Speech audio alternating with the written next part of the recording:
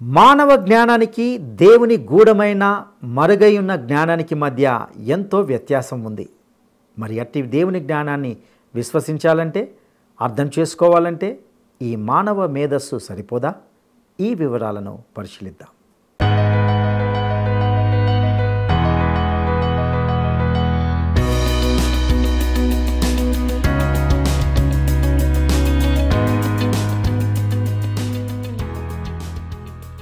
మహోన్నతుడైన క్రీస్తు యేసు నామంలో ప్రేమధార టీవీ వీక్షకులందరికీ శుభములు తెలియజేస్తూ ఈనాటి కార్యక్రమానికి ప్రేమతో ఆహ్వానిస్తున్నాం. నేటి మన ధ్యాన భాగంగా 1 కొరింథీ పత్రిక 2వ అధ్యాయము 1 నుండి 16 వచనాల వరకు ధ్యానించుకోబోతున్నాం. ఇందులో పౌలు క్రీస్తు తనను వాక్చాతుర్యంతో కూడిన మాటలతో సువార్త ప్రకటించడానికి పంపలేదని వ్రాస్తున్నట్లుగా చూస్తాం. ఒకవేళ గనుక పౌలు అలా చేసి ఉంటే అది క్రీస్తు శిలువను నిర్వీర్యం చేసే ప్రమాదం ఉంది.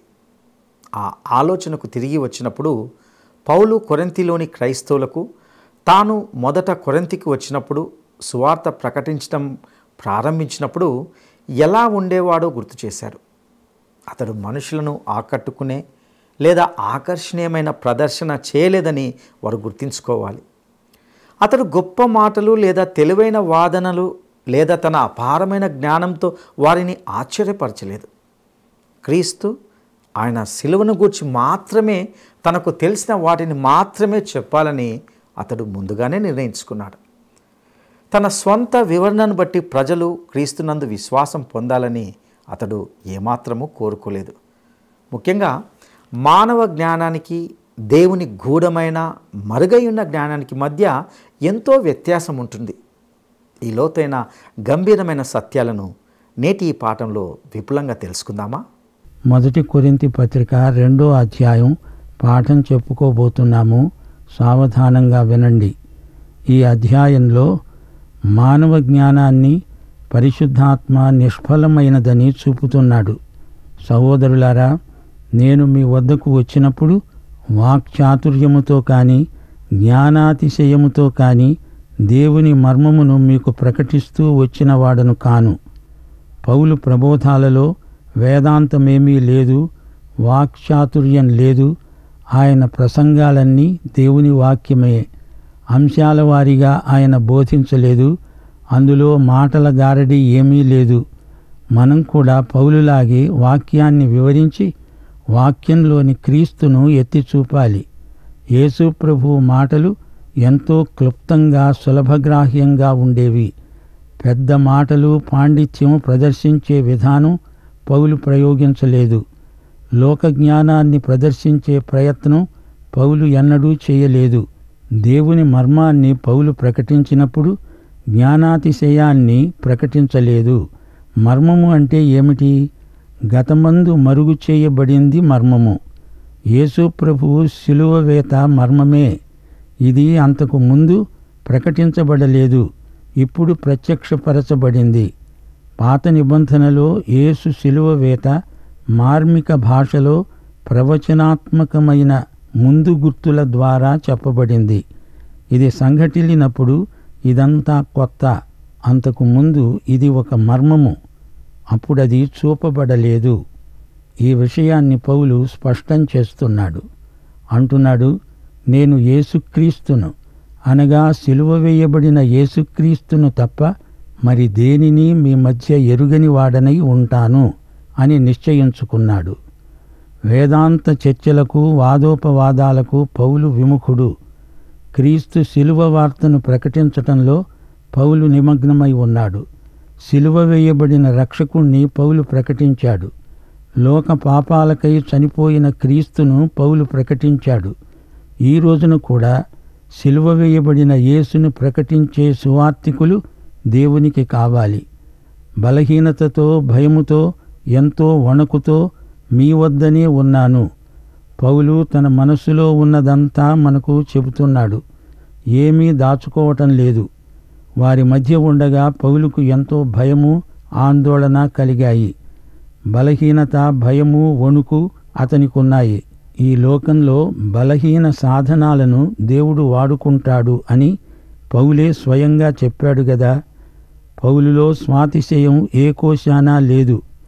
నిజంగా పౌలు గొప్ప మేధావి, తాను గొప్పవాడు. ఈ భావన చైతన్యము పౌలుకు మాత్రం లేదు.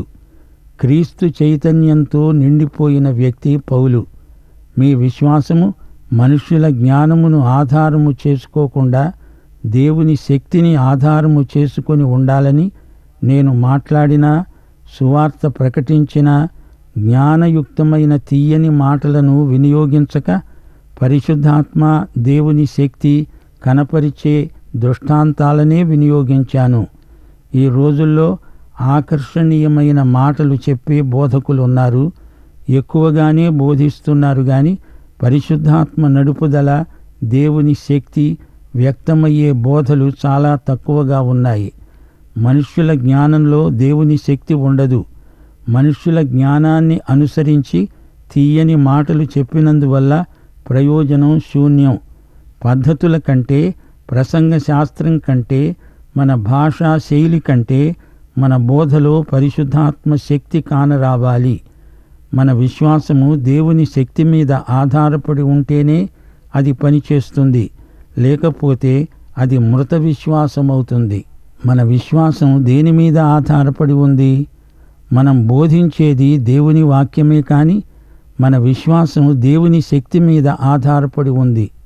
6వ వచనం, పరిపూర్ణులైన వారి మధ్య జ్ఞానమును బోధిస్తున్నాము. ఈ జ్ఞానము మరుగై ఉన్నది. జగదుత్పత్తికి ముందుగానే దీనిని దేవుడు తన మహిమ నిమిత్తము నియమించాడు. పౌలు ఇక్కడ మర్మము అంటున్నాడు. మర్మము అంటే ఏదో రహస్యమని కాదు, దుర్భేద్యమైన గుప్త జ్ఞానమని కాదు, గాని గతకాలంలో తెలియబడనిది ఇప్పుడు బయలుపరిచాడు. దానినే పౌలు మర్మము అంటున్నాడు. కొత్త నిబంధన మొత్తంలో మర్మము అనే మాట 27 సార్లు వస్తుంది. మత్తయి సువార్త 13వ అధ్యాయం 11వ వచనంలో ప్రభువు అన్నాడు, పరలోక రాజ్య మర్మములు ఎరుగుట మీకు అనుగ్రహించబడి ఉన్నది, గాని వారికి అనుగ్రహించబడలేదు. మత్తయి సువార్త 13వ అధ్యాయంలోని ఉపమానాలు మర్మములే. యేసే రాజు, ఆయనను వారు తిరస్కరించారు. ఆయన తిరిగి వచ్చి తన రాజ్యం స్థాపిస్తాడు. ఈ మధ్యకాలంలో దేవుని రాజ్యం ఎలా ప్రవర్తిల్లుతుంది అనే మర్మాన్ని తన ఉపమానాల్లో ప్రభువు ప్రబోధించాడు. ఈ మధ్యకాలాన్ని గురించి పాత నిబంధన ఏమీ చెప్పదు. దేవుడు దాన్ని ఎవరికీ బయలుపరిచి ఉండలేదు. మత్తయి సువార్తలో ప్రభువు మొట్టమొదటిసారి ఈ మర్మాన్ని బయలుపరిచాడు. అందుకే వీటికి మార్మికమైన ఉపమానములు అంటాము. అంతకు ముందు దాచబడింది యేసు బయలుపరిచాడు. ఇప్పుడు ఈ కొరింథు పత్రికలో పౌలు అంటున్నాడు, మార్మికమైన దేవుని జ్ఞానము. మార్మిక జ్ఞానం అనే మాట గ్రీకు వేదాంతంలో నుంచి, తాంత్రిక విద్యలో నుంచి, వారి విజ్ఞానంలో నుంచి వచ్చినది. పౌలు ఈ గ్రీకు పదాన్ని తీసుకుని ప్రత్యేకార్థంలో దాన్ని ప్రయోగిస్తున్నాడు. మేము దేవుని జ్ఞానమును మర్మమైనట్లుగా బోధిస్తున్నాము అంటున్నాడు. అందును గూర్చి రాయబడి ఉన్నది, దేవుడు తనను ప్రేమించే వారి కొరకు ఏవి సిద్ధపరిచాడో అవి కంటికి కనపడలేదు, చెవికి వినబడలేదు, మనుష్య హృదయానికి గోచరము కాలేదు. దేవుని విషయాలు మానవ మాతృలు కంటితో చూడలేరు, చెవితో వినలేరు. వివేదాలతో, తర్క వితర్కాలతో, ఆలోచనలతో దేవుని వాక్యాన్ని మానవుడెవడూ గ్రహించలేడు, అసాధ్యం. మరి దేవుని సంగతులను మనం ఎలా తెలుసుకోవాలి? 10వ వచనం, మనకైతే దేవుడు వాటిని తన ఆత్మ వలన బయలుపరచి ఉన్నాడు. ఆ ఆత్మ అన్నిటినీ, దేవుని మర్మములను కూడా పరిశోధిస్తున్నాడు. మనకు ఏవి కనపడవో, వినపడవో వాటిని పరిశుద్ధాత్మ మనకు కనపరుస్తాడు, వినిపిస్తాడు. దేవుని వాక్యాన్ని అధ్యయనం చేస్తాము. బైబిలు చరిత్ర, అందలి కీర్తనల సాహిత్యం అంతా చదవగలం. గాని అందలి ఆధ్యాత్మిక లోతులను పరిశుద్ధాత్మ మాత్రమే మనకు బయలుపరచగలడు. అక్షరములోని ఆత్మ సాక్షాత్కారం మనకు కావాలి. ఒక మనుష్యుని సంగతులు అతనిలోనున్న మనుష్యాత్మకే కాని మనుష్యులలో మరి ఎవరికి తెలుసు? అలాగే దేవుని సంగతులు దేవుని ఆత్మకే కాని మరెవరికీ తెలియవు. నీకు నాకు ఉన్నది మనుష్యాత్మ. నీవు కింద పడ్డావు అనుకో, దెబ్బ తగిలింది, నేను గ్రహించగలను. నీవెంతో బాధపడుతున్నావు. మనుషుల మనోభావాలు మనం ఇట్టే గ్రహించగలం. ఎలా గ్రహిస్తాము? మనందరిలో మనుష్యాత్మ ఉంది. అలాగే ఈ మనుష్యాత్మతో దేవుడు ఏమనుకుంటున్నది మనం గ్రహించలేము. దేవుడే మనకు బయలుపరచాలి. మనలో దేవుని ఆత్మ ఉండి వాటిని మనకు విశదపరచాలి. లేకపోతే దేవుని సంగతులు మనుష్యాత్మకు గోచరము కావు. 12వ వచనం, దేవుని వలన మనకు దయచేయబడిన వాటిని తెలుసుకోవడానికి మనము లౌకికాత్మను గాక దేవుని వద్ద నుండి వచ్చే ఆత్మను పొంది ఉన్నాము. పరిశుద్ధాత్మే మనకు బోధకుడు, ఉపాధ్యాయుడు. ఆయన చూపితేనే కాని మనము చూడలేము. ఆయన నేర్పితేనే కాని మనము నేర్చుకోలేము. మనుష్య జ్ఞానము నేర్పే మాటలతో కాక ఆత్మ సంబంధమైన సంగతులను ఆత్మ సంబంధమైన సంగతులతో సరిచూస్తూ ఆత్మ నేర్పే మాటలతో వీటిని గూర్చే మేము బోధిస్తున్నాము. ఈ సందర్భంలో పౌలు ప్రకృతి సంబంధులు, శరీరానుసారులు, ఆత్మ సంబంధులు అనే 3 రకాల వ్యక్తులను పేర్కొంటున్నాడు. ఎందుకయ్యా యేసయ్యా నాపై ఇంత ప్రేమ, ఎందుకయ్యా యేసయ్యా నాపై ఇంత ప్రేమ, పాపిని నా కొరకు నీకు ఏల సిలువ శ్రమ, పాపిని నా కొరకు నీకు ఏల సిలువ శ్రమ, ఎందుకయ్యా యేసయ్యా నాపై ఇంత ప్రేమ, ఎందుకయ్యా యేసయ్యా నాపై ఇంత ప్రేమ.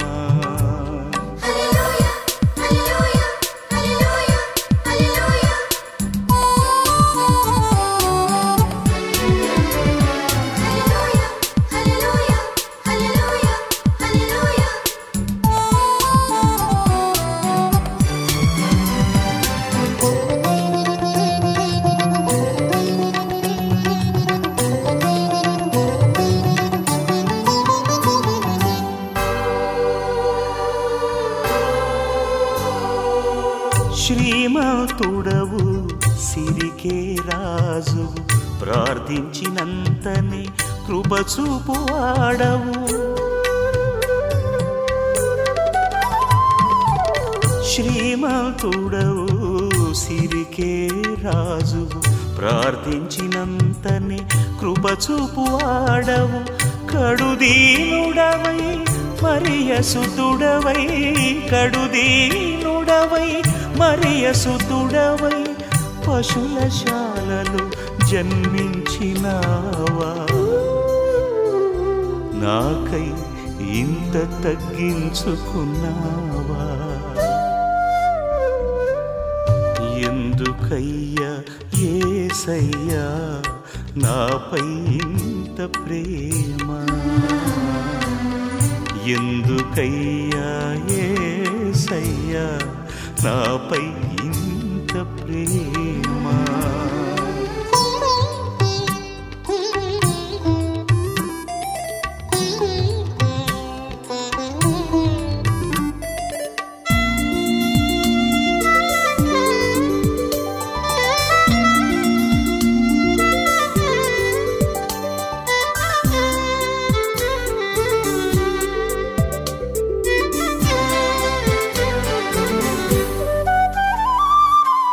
న్యాయము జరిగించు శాసనకర్తవు, న్యాయాధిపతిగా రానున్నవాడవు,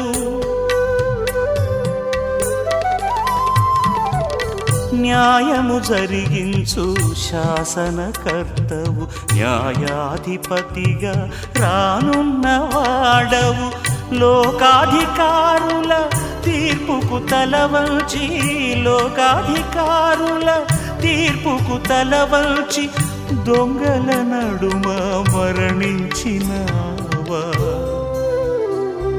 నాకై ఇంత తగ్గించుకున్నావా. ఎందుకయ్యా యేసయ్యా నాపై ఇంత ప్రేమ. ఎందుకంచు శాసనకర్తవు న్యాయాధిపతిగా రానున్నవాడవు. ప్రకృతి సంబంధి అయిన మనుష్యుడు దేవుని ఆత్మ విషయములను అంగీకరించడు. అవి అతనికి వెర్రితనముగా ఉన్నవి. అవి ఆత్మానుభవము చేతనే వివేచింపదగినవి గనుక అతడు వాటిని వివేచింపజాలడు. ఆత్మ సంబంధి అయినవాడు అన్నిటినీ వివేచిస్తాడు గాని అతడు ఎవని చేత వివేచించబడడు. ప్రభువు మనస్సును ఎరిగి ఆయనకు బోధించగలవాడెవడు? మనమైతే క్రీస్తు మనస్సు కలిగిన వారము. ఇంతకు ఈ ప్రకృతి సంబంధి ఎవరు? ప్రకృతి సంబంధి దేవుని విషయములను గ్రహించలేడు. అతనికి ఆధ్యాత్మికమంతా వెర్రితనమనిపిస్తుంది. దేవుణ్ణి గురించినది ఏదైనా అతనికి వెర్రితనమే, అగమ్యగోచరము అంటాడు. సువార్త ప్రకటన వెర్రితనమనిపిస్తుంది. పరిశుద్ధాత్మ నీ మనోనేత్రాలు తెరిస్తేనే కాని నీకు ఏదీ కనపడదు. హృదయాన్ని పరిశుద్ధాత్మే వాక్యము కొరకై తెరుస్తాడు. పరిశుద్ధాత్మే క్రీస్తు సంగతులు తీసుకొని మనకు చూపుతాడు. యోహాను సువార్త 16వ అధ్యాయం 13-14 వచనాలు. సత్యస్వరూపి అయిన ఆత్మ వచ్చినప్పుడు మిమ్ములను సర్వసత్యములోనికి నడిపిస్తాడు. ఆయన నా వాటిలోనివి తీసుకొని మీకు తెలియచేస్తాడు. పరిశుద్ధాత్మ మీకు వెలుగు ఇస్తేనే కాని, వెలిగిస్తేనే కాని ఈ కొరింథీ పత్రిక మీకు అర్థం కాదు. ఆత్మ సంబంధి అయిన వ్యక్తి ఆత్మానుసారి. అతడు ఆత్మతో నింపబడినవాడు. అతడు దేవుని బిడ్డ. అతడు అన్నిటినీ వివేచించగలడు, గ్రహించగలడు, అవగాహన చేసుకోగలడు. కాని ఈ వ్యక్తిని లోకస్తులు అవగాహన చేసుకోలేరు. ప్రకృతి సంబంధికి ఆత్మ సంబంధిని గురించి ఏమీ అర్థం కాదు. అతడు అర్థం చేసుకోలేడు. ఆత్మ సంబంధి దేవుని విషయాలు అర్థం చేసుకుంటాడు. ప్రకృతి సంబంధి ఆత్మ సంబంధమైనది అపార్థం చేసుకుంటాడు. ప్రభువుకు బోధింపగలవాడెవడు? ప్రభువు మనసెరిగిన వాడెవడు? దేవునికి తెలియదన్నట్టు మనిషి దేవునికి బోధిస్తాడా? దేవుడే మనకు ప్రత్యక్షం అనుగ్రహిస్తాడు. ఆయన ఆత్మే మన బోధకుడు. క్రీస్తు మనసు కలిగిన వారు మాత్రమే ఆత్మ ద్వారా ప్రత్యక్షం పొందగలరు. నీవు రక్షించబడిన వ్యక్తివి అయి ఉండకపోతే శిలువ సువార్త ప్రకటన నీకు అర్థరహితంగా ధ్వనిస్తుంది. యేసు శిలువ మీద చనిపోవడం అపజయం అని ప్రకృతి సంబంధి అంచనా వేస్తాడు. రక్షణ మార్గం అతనికి వెర్రితనమనిపిస్తుంది. అయితే దేవుని పద్ధతి, దేవుని మహాజ్ఞానం శిలువయందే చూడగలవాడు ఆత్మ సంబంధి. అతడు క్రీస్తునందు విశ్వాసముంచుతాడు. పాపక్షమాపణ పొంది రక్షించబడతాడు. యథార్థంగా ప్రకృతి సంబంధికి ఆత్మ సంబంధికి గల వ్యత్యాసం తేటగా కానవస్తుంది. ఆధ్యాత్మిక జగత్తు ప్రకృతి సంబంధికి కనిపించదు. ఆధ్యాత్మిక విలువలను అతడు గుర్తించడు. మానవ జ్ఞానాన్ని సరిదిద్దుతుంది పరిశుద్ధాత్మ శక్తి. ప్రకృతి సంబంధికి ఆత్మ సంబంధికి ఎంతో వ్యత్యాసముందని పౌలు నిరూపిస్తున్నాడు. ప్రకృతి సంబంధి ఆదాము కుమారుడు. పాప స్వభావంతో ఈ లోకంలోకి పుట్టాడు. చెడుగు, పాపం చేసే స్వభావం అతనిలో అంతర్గతంగా ఉన్నాయి. ప్రకృతి సంబంధికి మొదటి పుట్టుక ద్వారా సంక్రమించిందంతా పాపమే. ప్రకృతి సంబంధి మంచిది చేసినా అతని ఉద్దేశ్యాలు మంచివి కావు గనక అతని క్రియ కూడా దేవునికి విరోధమే అవుతుంది. రక్షించబడిన తరువాత కూడా మన ఉద్దేశ్యాలు, పద్ధతులు పవిత్రంగా ఉండేట్లు చూసుకోవాలి. ఆత్మ పరీక్ష చేసుకోవాలి. దేవుని ఆత్మ విషయాలను ప్రకృతి సంబంధి స్వీకరించడు. అవి అతనికి వెర్రితనం. ప్రకృతి సంబంధులెందరో ప్రజాసేవ చెయ్యాలని పూనుకుని స్వార్థపరులై తమ సేవా జీవితంలో విఫలులైపోయిన వారున్నారు. సమస్యలకు ఆధ్యాత్మిక పరిష్కారం కనుగొనలేకపోతున్నారు. ప్రకృతి సంబంధి మనస్సాక్షి ఆధ్యాత్మిక విషయాలకు స్పందించదు. ప్రకృతి సంబంధి ఎంత ప్రయాసపడినా ఆధ్యాత్మిక వికలాంగుడే. ఆధ్యాత్మిక వ్యక్తిని చూడండి. ఆధ్యాత్మిక వ్యక్తికి ఆధ్యాత్మిక వివేచన, శక్తి ఉన్నాయి. అయితే ఈ లోకం అతన్ని అపార్థం చేసుకోవడం జరుగుతుంది. ప్రకృతి సంబంధికి తన నిస్సహాయతకు కారణమేమో అతనికే తెలియదు. వీరిద్దరికీ మధ్య శరీరానుసారి ఉన్నాడు. ఈ వ్యక్తిని రోమాపత్రిక 7వ అధ్యాయంలో మనం చూచాము. జ్ఞాపకముందా? అయ్యో, మరణమునకు లోనైన ఈ శరీరము నుండి నన్ను ఎవరు విడిపిస్తారు అని ఈ వ్యక్తి ఆక్రందన చేశాడు. దేవుని వాక్యముతో వారికి ఉన్న సంబంధాన్ని బట్టే వారి ఆధ్యాత్మిక స్థితి నిర్ధారణకు వస్తుంది. దేవుని వాక్యమంతా వెర్రితనమని ప్రకృతి సంబంధి అంటే, దేవుని వాక్యమును ఆత్మ సంబంధి వివేచించగలడు. దేవుని వాక్యము ఎంత ప్రాముఖ్యమైనదో ఆధ్యాత్మిక వ్యక్తి గుర్తిస్తాడు. బైబిలు అనగా పాత నిబంధన, కొత్త నిబంధన కలిసి దైవ ప్రేరిత గ్రంథం. ఎలాంటి లోపము, వ్యాఘాతము లేనిది. అధికారపూర్వకమైన గ్రంథం. ఇది దేవుని యొక్క నిత్యవాక్యం. ఇది దేవుని స్వయం ప్రత్యక్ష గ్రంథం. దీన్ని రాసిన వారు మానవాతీతమైన ఆత్మ నడుపుదలను బట్టి రాశారు. దేవుని గురించిన పరమ సత్యము గల ప్రామాణిక గ్రంథం బైబిలు. దేవుని చిత్తమును బయలుపరిచే ఏకైక గ్రంథం బైబిలు. సంఘము యొక్క విశ్వాసానికి, ఆచరణకు బైబిలే వాచక పుస్తకం. శ్రోతలు మరిచిపోకండి, దేవుని విషయాలు మనకు బయలుపరిచేవాడు దేవుని ఆత్మే. దేవునితో ఆంతరంగిక అనుభూతికి నడిపించేవాడు పరిశుద్ధాత్మే.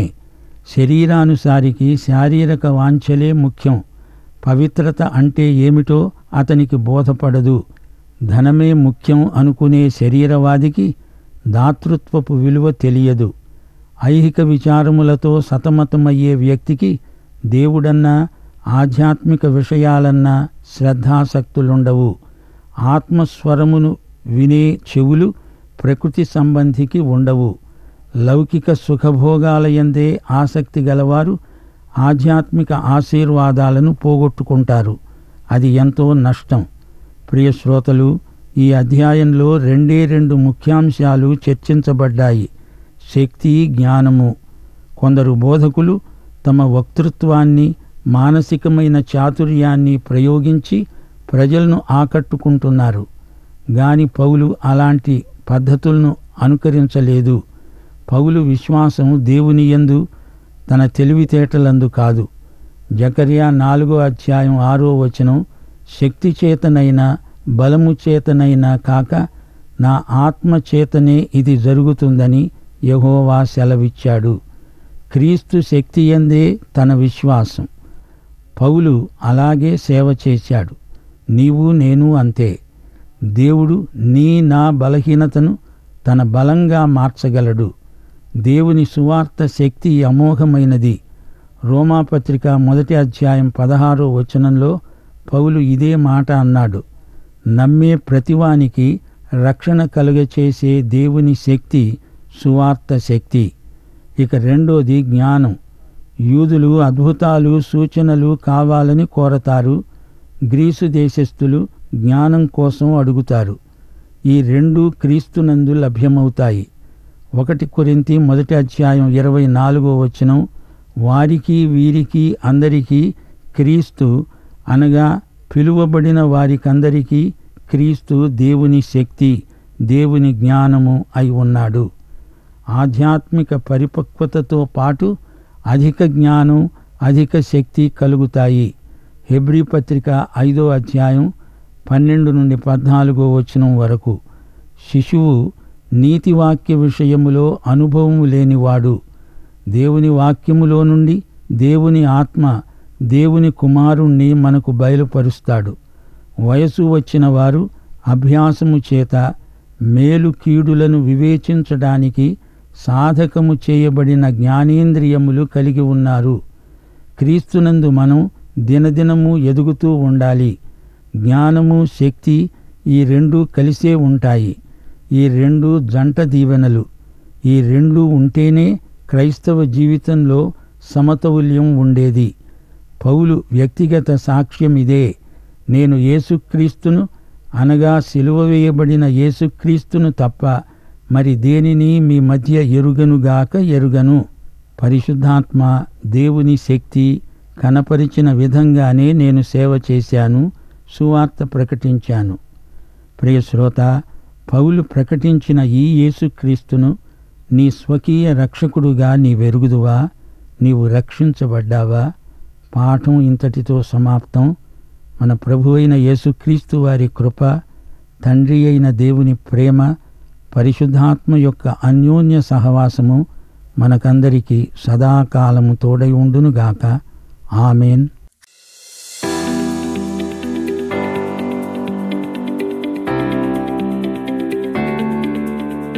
అపోస్తలుడైన పౌలు ప్రకటించిన దేవుని మర్మము అనగా ఏమిటి? అపోస్తలుడైన పౌలు ప్రకటించిన దేవుని మర్మము అనగా ఏమిటి? 1. యేసు ప్రభువు యొక్క జన్మము. 2. యేసు ప్రభువు యొక్క సిలువవేత. 3. యేసు ప్రభువు యొక్క పునరుత్థానము. ఈ ప్రశ్నకు సరైన జవాబును ఈ వాట్సాప్ నంబర్కు పంపండి. మా వాట్సాప్ నంబర్ 9339952570. ప్రియులారా, ఇంతవరకు మనము 1 కొరింథీ పత్రిక 2వ అధ్యాయము 1 నుండి 16 వచనాల భాగం నుండి ఎన్నో లోతైన సత్యాలను తెలుసుకొని ఉన్నాం. పౌలు సువార్తకు సంబంధించి తన జ్ఞానాన్ని, వాక్చాతుర్యంతో కూడిన మాటలను వాడను అని ఎంతో బలంగా తెలియజేసినట్లుగా గమనించాం.